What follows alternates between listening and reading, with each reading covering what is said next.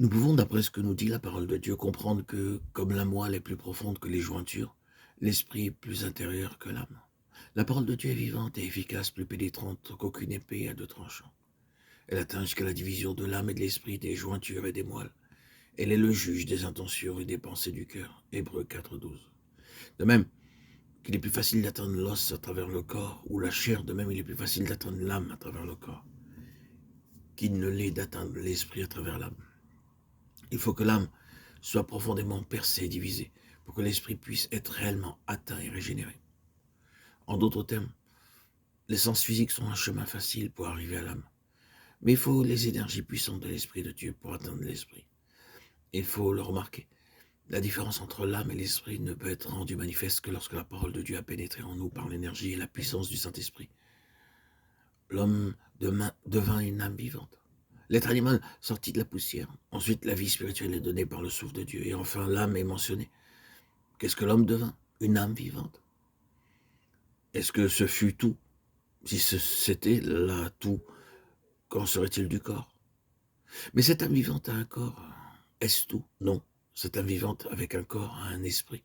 Ces mots âme vivante présentent bien la nature de l'âme de l'homme, dans ce premier ordre comme quelque chose d'intermédiaire entre la matière et l'esprit inférieur aux anges, des esprits purs, plus hauts que l'animal. La citation de 1 Corinthiens 15,45 peut nous aider. Elle nous aide en effet de deux manières. Le premier Adam devint une âme vivante. Le texte original est Egneto eis spuchenzozan. Le mot is est intéressant. Il a un sens local. Il signifie que l'âme est le lieu de rencontre de deux natures opposées, la chair et l'esprit. Les clauses que Paul ajoute à sa déclaration montrent clairement ou renforcent notre conclusion que dans le premier Adam, l'âme est le point terminal du corps et de l'esprit. Cette déclaration nous aide ensuite en nous montrant que dans le dernier Adam, c'est l'esprit qui en est le point terminal ou le facteur dominant.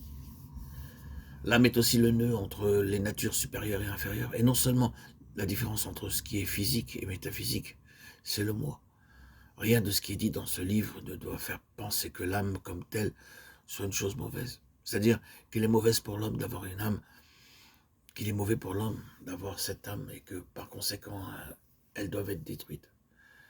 Ce que nous disons ici, c'est que l'âme de l'homme a été empoisonnée par un intérêt personnel qui l'a dirigée, et qu'elle est ainsi devenue l'allié des puissances qui sont opposées à ce Dieu.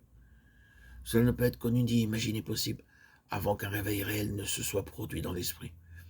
Il est donc mauvais de vivre entièrement par notre âme ou d'être dominé par elle. Maintenant, ceux qui sont vraiment spirituels découvriront que leur ennemi principal est dans leur propre âme, et Dieu trouve son ennemi principal dans l'âme de l'homme.